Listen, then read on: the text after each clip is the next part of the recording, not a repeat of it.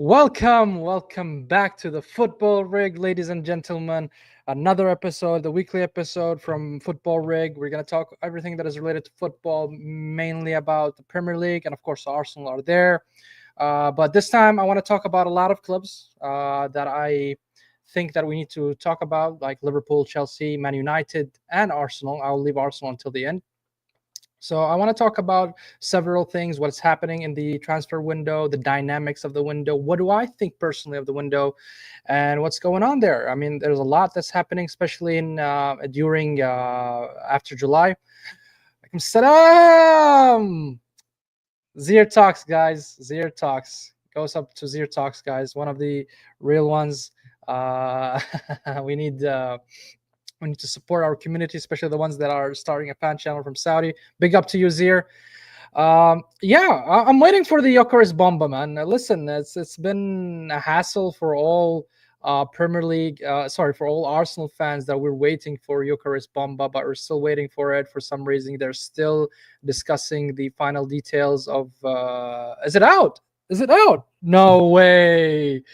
No way, man. Well, hold on a minute. Hold on. If it's true, man, I'm gonna jump from my fucking chair finally. Hold on, man. I was just in Fabrizio's timeline and I couldn't see it. So David Ornstein, is it from David Ornstein or is it from on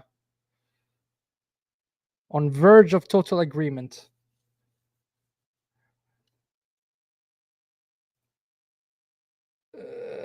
Wait. Alaikum salam. Salam Ali. Hold on, man. All I see is David Ornstein half an hour ago mentioned on a verge of total agreement. That's David Ornstein. Let's check Fabrizio. Man, I don't want to look at the picture because the picture means nothing if they didn't tweet it out. Because finally, Zir, man. Finally, man. Finally. Oh, man, I didn't see that. I really did not see that. I was setting up the stream and I was looking through the sources, but I didn't see that. Well, thank you, Zir, man. Finally, Jokeris is here, ladies and gentlemen. But we will talk about it in the Arsenal segment. I want to talk about a few clubs before we talk about Arsenal. Wow, Zir, thank you, man. You made my day, bro. You really made my day. You really made my day, bro. It's been a hectic summer and the Madueke signing and all that crap, man. Finally, man. Thank you, Zir. You're such a blessed guy coming with this good news. Boss Zir. Thank you, man. Thank you. So, guys, let's talk about Manchester United first. I want to talk about Manchester United since we heard the "Here we go" from Fabrizio regarding Brian Mbeumo. So Man United so far, for me, to be honest, they did some good business, even though they ended up in a very low in the league table last season. So they can't really attract the top star. Players around the Premier League or even outside the Premier League, since they don't have the Champions League football. They don't even have European football, period. So it's going to be very difficult for them to attract players of high caliber. So that's why I give kudos to them, even though they overspent a little bit, in my opinion, when it comes to Mbeumo. But when it comes to hold on, let me see. Also, the outgoing. Here's the first outgoing from Man United, which is Rashford. Rashford is leaving Man United to Barca. Where is it? Let me look at it quickly. Well, anyways, so Rashford is joining Barcelona, okay, in a loan for a whole season, but they will be covering the salary, and there will be a buyout clause for around 30 mil. So they reduced the demand from last season. Last season it was 40 million pound that Manchester United put a price tag on Rashford, but now it went to 30 million euros. So I think that's related because it's outside of the Premier League. So that's kind of a price inside the Premier League. So for now, Look, Rashford, I think 2 or 3 seasons ago was a phenomenal player. He was really really good in the Premier League, putting 20 plus GA in the Premier League. But I don't know what happened to him. And with Ten Hag, he fell off. Was it the player himself? And last season he played in a loan for Aston Villa. I don't think he did bad, but I don't think he did good either. He's like, meh, it's just there. But Rashford has a lot of potential. We've seen Rashford at his peak. We've seen what he can do on that left wing and even in the striker role. I think he's a phenomenal player. He has a lot of potential, and he's going to Barca. I don't know what you guys think of that. I don't know about you, Barca fans. Are you fond of the player? Are you excited to see the player? But having Yamin Lamal and that squad, having Rafinha, who's putting more than 50 GA in the whole season, I think Rashford will add that kind of value. But I don't think he'll put up the numbers that Rafinha is putting. I don't think he's gonna score more than 20 goals. But it's an important year for him, because this is the year where they're gonna start selecting players for the national teams for the World Cup 2026. So it is important for him from individual perspective to put a good performance so he can be selected for the World Cup. But yeah, Rashford is out of the door, right? And now I want to see if we can look at other what you call it, transfers that happened in Man United. In my opinion, that was really strong. What else? Where is it? Let me look at it. Right. There we go. So we received the here we go for Brian Mbuemo. The deal costs around 70 mil in totality, and 70 million pound. Let me see how much it yields in euros, just for those people who are dealing with euros. Pound to euro. Okay. So 70 mils. So that's around 81 million euros. That's a lot. That's a lot for Mbuemo. Even though if we're going to look at the stats of Mbuemo, I know he scored a lot, right? But at the end, paying 80 million euros is a hefty amount. So in 24-25 Premier League, he scored 20 goals and 7 assists. So that's a decent output. That's a very, very decent output for Mbuemo. But do we really think that this player can do the same with Manchester United? Is he gonna, take them a step forward? I think so. I think so. He's 25 years old, so his age profile is quite good. Man, I swear to God, listen, T. I was setting up the stream. I didn't see the here we go until Zier, just dropped the bomb on me saying it happened. Okay. Listen, man, I did not know. I'm happy. I'm over the roof. I'm so glad that it happened. But we will talk about it in the Arsenal segment. But currently we're talking about Manchester United. But man, congratulations to every Arsenal fan. I think we're all happy with Gyökeres getting over the line. Man, I'm so thrilled. I'm so happy, man. Big up to you, T. Big up, man. Big up to you, Habibi. Guys, subscribe to T. He started, his channel, and I'm big fan of his channel. Big fan of his football takes. So big up to you, T. So back to Mbuemo. So he's putting plus 20 plus GA in the Premier League last season. But the question is it consistent? Is it really consistent? Can he do it again and again? I don't know. I really don't know. And I've seen the player. He's decent, but 70 mil decent? Nah. Nah, bro, he ain't 70 mil, man. If we're getting Gyökeres for the same amount and he's putting that amount of GA, and you guys are going to tell me he's a Premier League proven, but still 70 mil is a lot of money, guys. I think if you add 10 more mil, I think you're able to sign Rodrigo from Madrid, in my opinion. But yeah, so he put 27 GA. If we look at Cunha, I want to look at Cunha's numbers, even though I looked it up that day, but I forgot about it completely. Guys, bear with me. I have a very golden fish memory, short memory. So Cunha, 24-25. So he put 15 plus, so 15 goals and 6 assists. That's 21 GA. So 21 GA and 27 GA. That's equivalent to 48 GA for the amount of money they put Manchester United. Look, I understand Manchester United in general are in a very, you know, weak spot, and they don't have that kind of pull that they had a couple of years ago.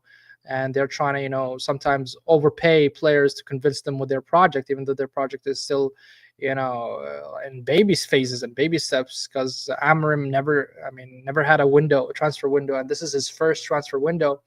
But I think as much as it's important for them to sign good players, it is also important for Manchester United to also sell the dead wood that they have, like the Garnachos, and all that stuff. They need to get rid of all these players. But what is important for Manchester United, in my opinion, they don't have a decent midfield. They don't have that DM that can carry the midfield. I don't look. Chelsea has Caicedo, Arsenal has Rice, and now Zubamendi. City has Rodri. Liverpool has Gravenberch. So every big team has a very strong midfielder that can carry the midfield as a DM or as a CM, regardless. But a true midfield, I don't see Man United have it currently. So I think that would be their focus next, is signing a decent DM that can control the midfield for them. Because as things stand, I don't think they can rely on Casemiro or Ugarte to carry the midfield. Man, they're utter shit in my opinion. I mean, that midfield ended up them in the below the top 10 even. So for me, I think the DM will be very important for Man United. Also the goalkeeper. So the defensive part of Man United needs to be overhauled, in my opinion, because they have very weak defense, very shit keeper, and a midfield. But they did some good signings so far. So Cunha and Mbeumo, I would say congratulations to Manchester United, but they have a long way ahead of you to have a good decent team that can challenge in consistent basis in top four, or even challenging the Premier League for that matter.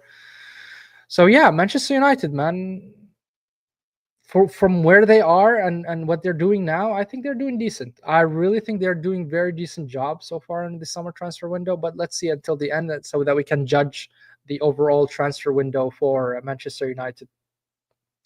Moving on to the next. Hold on, guys. I want to try this new thing here, the timestamps. So Liverpool. Let's say I just want to try this timestamp, guys. I never did in any of my videos, so this will be the first, I think. Okay, so we're gonna talk about Liverpool now. Liverpool is on a spending spree. Ain't nobody can chat to Liverpool, man. They have the money. You know what I mean? They have the money and they are spending it and splashing that money, man. They are splashing that motherfucking money.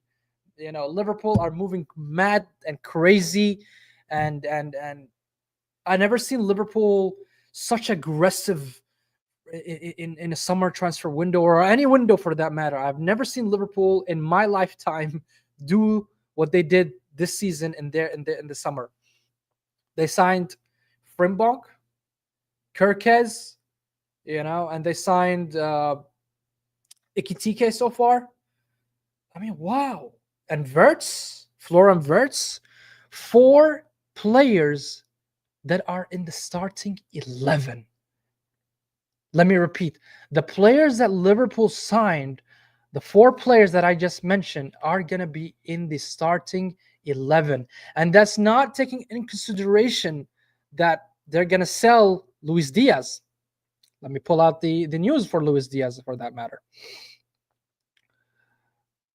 Luis Diaz. There we go. There's the news. So Luis Diaz is expected soon to receive a good transfer amount from Bayern Munich. And I think Liverpool is going to sell. I think Liverpool are going to sell Luis Diaz. And I think they will allocate those funds and sign Rodrigo. And if Liverpool does that, that would be the most unprecedented summer transfer window that I ever witnessed in my life. I'll be real, guys. I never seen, the last crazy transfer window that I've witnessed was Real Madrid. I think it was 2009, where they signed Cristiano Ronaldo, Ricardo Kaká, and Benzema in the same window. That was the most craziest window I've ever witnessed in my life. And now, if Liverpool signs Rodrigo after they sell Luis Diaz, I think that will top it. That will easily top that window for me. Wow. Wow. Liverpool on steroids, ladies and gentlemen. That's what we're seeing right now. But talking about Ikitike, I think Ikitike is a good striker, a very good striker. His first touch is good. His technical ability is good. But I think he's still raw and he's missing the output. And a little bit when it comes to decision making in the final third. I think that's what's missing from Ikitike's play game in general. But paying 90 million for such a player, I think it's a prospect. Is something that you're buying for the ceiling of the player and what heights he can achieve. I think it's a very good signing. And even if he flops, in my opinion, I think Liverpool will just go sign another prolific striker. Maybe they would go again for Isak. But as things stand, I think it's a very good business. And you know what's good about Liverpool? They get the business done. They made the first offer, it got rejected, and they asked, okay, this is our offer. They said, no, we want this much. They said, okay, here you go. And this is what Liverpool did with Ikitike. And I love the way they are, rolling as a football club. They won the Premier League last season, and they are still reinforcing like they had an abysmal season, and they're having an overhaul. But no, they are the defending champions.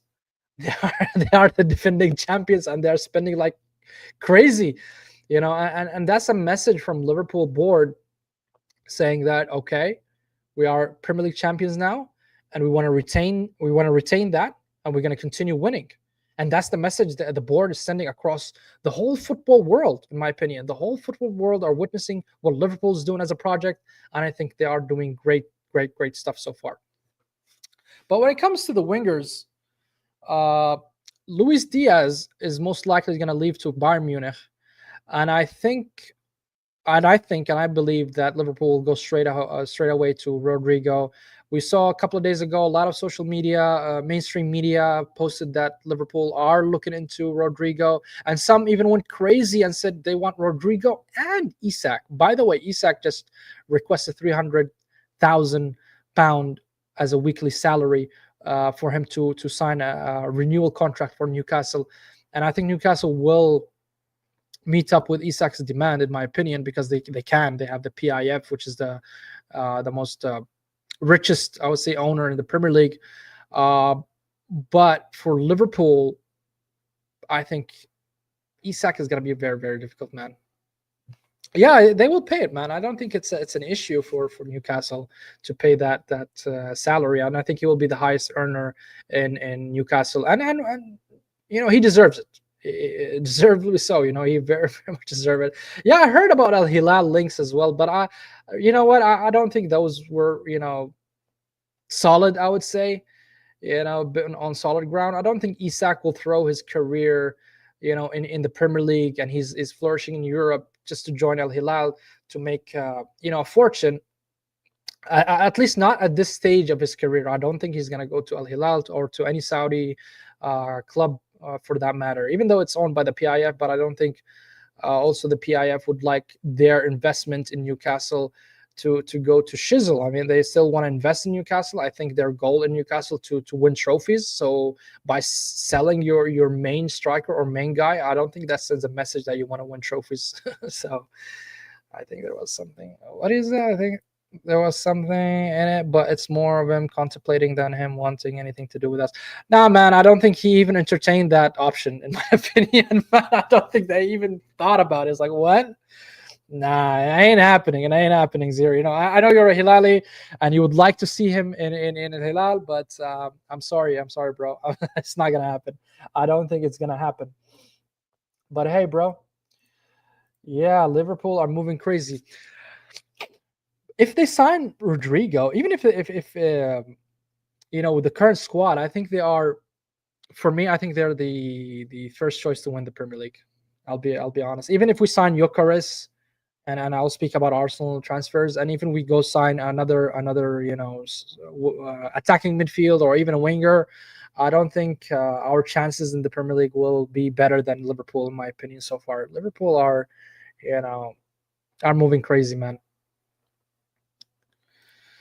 But again, I think it's all to push him to get wages from Newcastle.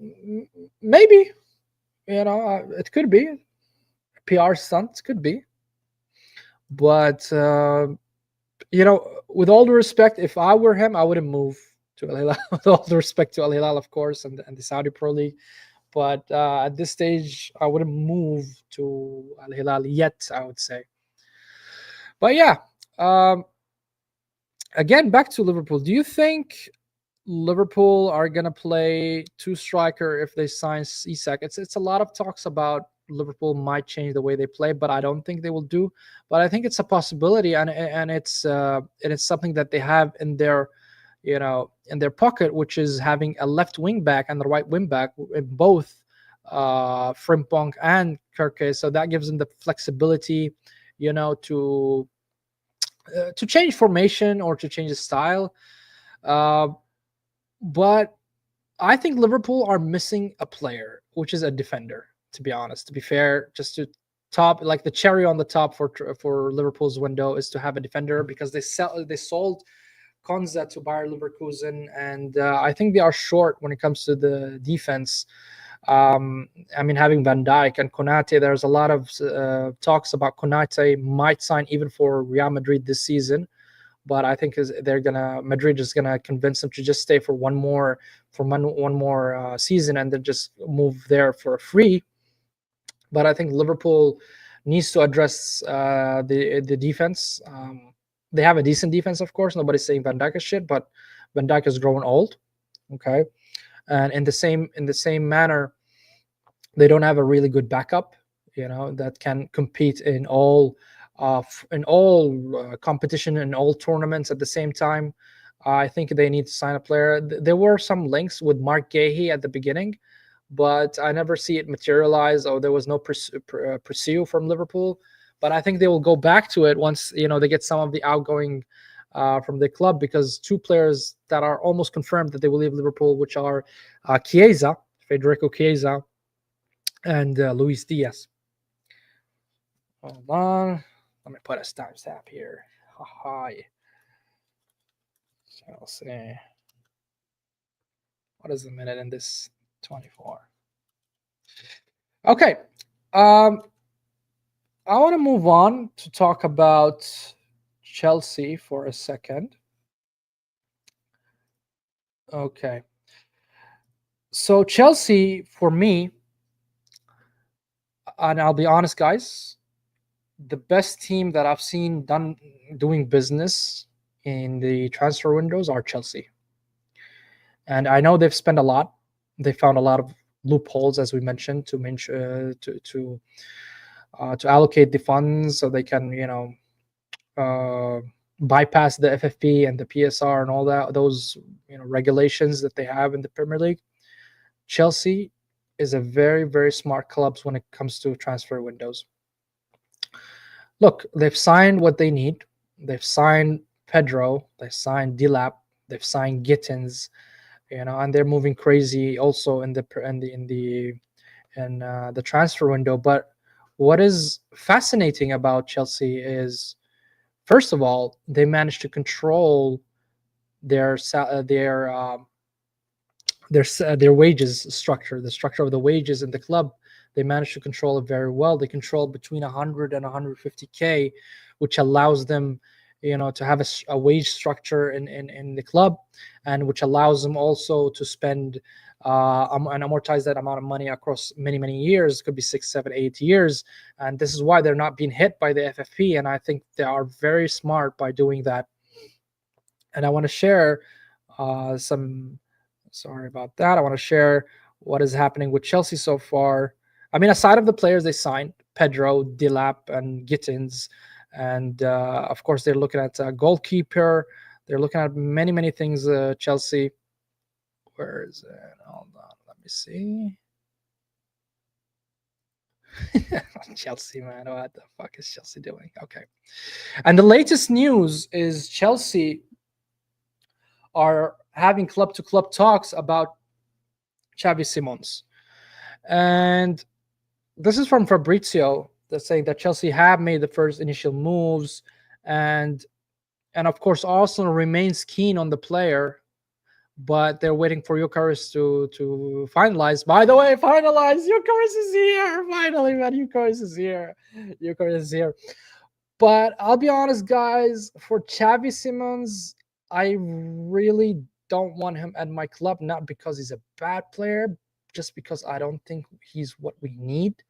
And giving the fact, well, we're gonna talk about it more in Arsenal. I would leave it for Arsenal segment, but latest player that Chelsea is pursuing is Xavi Simons from Leipzig. Doesn't it remind you, Chelsea, with a player that you signed from Leipzig but turned out to be a flop? Somebody called Nkunku. Maybe, you haven't learned your lesson, but you want to sign another player. I don't know, man. But listen, regardless if the player flops or actually flourishes in Chelsea, I like the way they're doing business. And what is more important than just buying what you need is selling as well.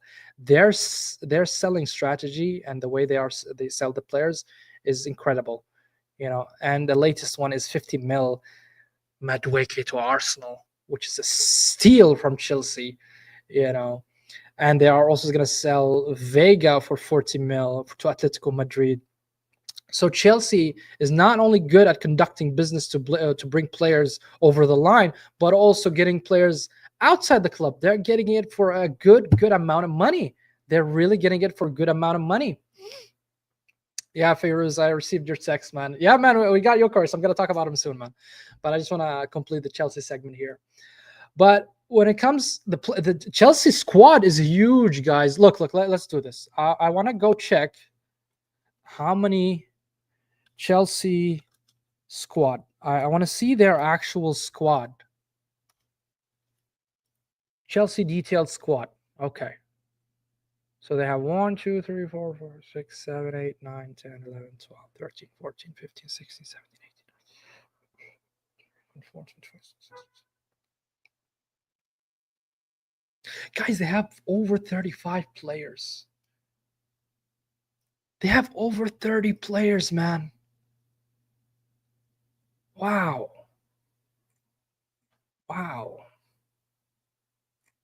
They can play 2 Premier Leagues. They can play 2 leagues simultaneously. They can play it, man.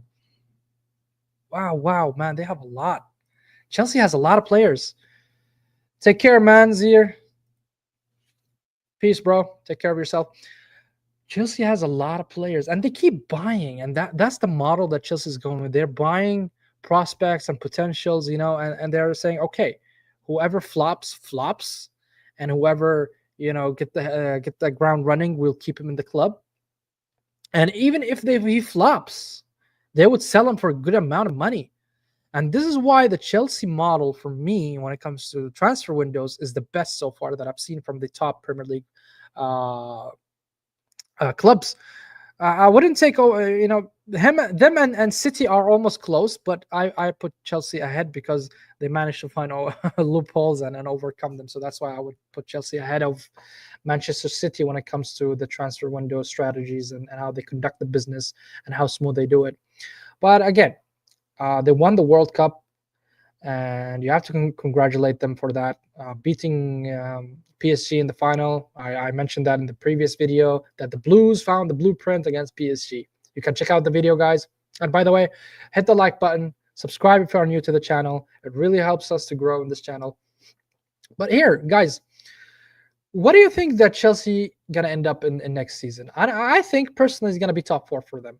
From what I've seen, from the business they are doing, I think Chelsea is gonna end up in the top 4 for sure, and they might even challenge for the league.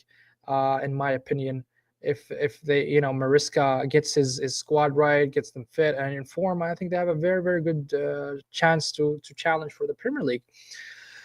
But yeah, Chelsea. What is missing from Chelsea, in my opinion, is defenders and a goalkeeper. I think two defenders. I mean, yeah, Colwell is doing well recently, but I don't think he's the type of guy that will, be solid in the defense all the time. There's a lot of bozo moment that we've seen from him, and we've seen from other, the other defenders that they have. But the wingers that the left back and the right back that they have is decent. Having Correa is good, Reece James as well, and Gusto.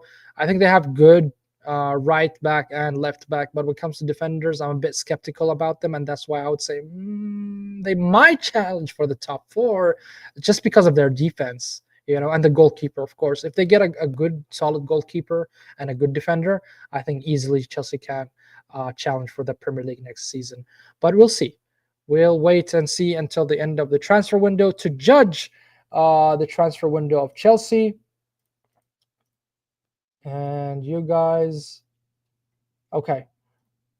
Now we're going to talk about Arsenal Football Club. Guys in the comment, guys are watching in the replay. Before I started the video, you can see in the title that I wrote Arsenal what the fuck, right? At the end of the video. At the end of the title, I mean. But while I was making the I was arranging the stream, guess who's here? I'm gonna actually open it. Wait a sec. Why am I even talking like this? Hold on. We have a very important announcement to make, ladies and gentlemen. And we're gonna make this announcement here live in the Football Rig. Hit the like button. You guys, we're gonna share the good news from Fabrizio. Here we go. Victor Gyökeres finally. The guy is an Arsenal player. Respect to him. Respect to the sacrifices he made. He sacrifices 2 million out of his paycheck. He even dumped his girlfriend. He dunked on his sporting director in Sporting Lisbon. He did everything possible for this move to happen. And guys, finally he's here. And you know what? I think the Arsenal fans fell in love with him even before he kicked the ball. And that shows how much he was dedicated and committed to play for Arsenal Football Club. Even though yesterday or 2 days ago we heard about a hijack from Man United. But again, Fabrizio came out and says, okay, yeah, it happened. But Gyökeres said no to everybody. And he said yes to only playing with the Arsenal badge. And for that, I have a huge respect to this guy. And I hope he delivers the Premier League for us. Finally, Gyökeres, man. It kind of, slides Madueke deal under the rug a little bit, but still, man, I'm so happy. I'm thrilled. And this news, guys, came, it just came out. It just came out, 4:47. That was like an hour ago. And congratulations, Arsenal fans. Hit the like button, guys. Every Arsenal fan needs to hit the like button for this great news that we're announcing here, or echoing, I would say. And now I'm interested to see what Arsenal's going to do next, because really it matters. It matters. So now that we have Gyökeres over the line, now the next, I would say, it would be, I think it's going to be announcement of Mosquera, but okay, it's not really a player that we want to talk about. But I think it's either going to be Eberechi Eze, or they're going to, pursue, Xavi Simons. And personally, I would pick Eze over Simons for the following reasons. When it comes to price tag, Simons is more convenient when it comes to price tag. When it comes to age profile, let me check Simons' age but I think he's young. I think he's like 23, something like that. Let me just confirm that before yeah, he's 22. He's 22 years old. Yeah, he's young. He's young compared to Eze, who's 27. Okay, so when it comes to age profile, of course, Simmons is better. When it comes to price tag, Simmons is better. But here's my reservations and why I would choose Eze over Simmons. Simmons, he's good at the ball. His dribbling is good. His first touch is good. I think his passing also, he's very good at passing. Very accurate when it comes to passing. Shots, not much, but he places good shots when he's playing like with a high IQ, smart way of shooting the ball. But he's not, like a very prolific goal striker that he would strike the ball from a 30 yard, and score. It's not going to happen with Simmons, but his footballing IQ is high, I would say. But Eze, in the other hand, I would say he's more, how can I put it? He's more ready. You can feel he's more mature with the ball. And if you watch the both players, you can tell that Eze is more mature with the ball. He has better decision making than Simmons, and that's not, you know, uh, I'm not saying Simmons is bad. It's just that Eze, he's carrying Crystal Palace, and I think it's a huge burden to carry and actually win a trophy for them, and helping them massively to win the first trophy ever for them. I think Eze is more mature. I think Eze can add more value right now, not 1 year later or 2 years later or whatever. I think Eze would be the right choice for you right now if you want to compete right now, even though the price tag is around 67, 68 million pound. But I think Eze is worth it. And of course, I'm just ignoring the fact that we'll go for Rodrigo, because for me, I don't think Arsenal is going to pursue Rodrigo. I think Rodrigo is going to go to Liverpool, in my opinion, if they sell Luis Diaz. So that's why I'm looking at more feasible options, which is Eze. I think Eze is a very talented player. I think he will add a lot to Arsenal, but I would not go for Simmons because first of all, he's not a Premier League proven. Second of all, I don't think, I watched him. I think he was in Eindhoven, if I'm not mistaken. He played for Eindhoven. Was it Eindhoven? Let's see. I think he played for Eindhoven. Yeah, he did play for Eindhoven. I watched him in Eindhoven. I didn't watch him in Bundesliga. So in Eindhoven, he looked okay with Bukayoko and all these players, but I'm not really convinced with the player. I'll be honest, guys. I'm really, really not convinced with the player. His physiques is a bit weak. I think he's too weak to play in the Premier League. I think he cannot, and that's not a dig at him, but it's the reality of the situation where I think um, he has a lot to learn. He has a lot to learn. He has a lot to build, and I don't think he's the right guy for Arsenal right now.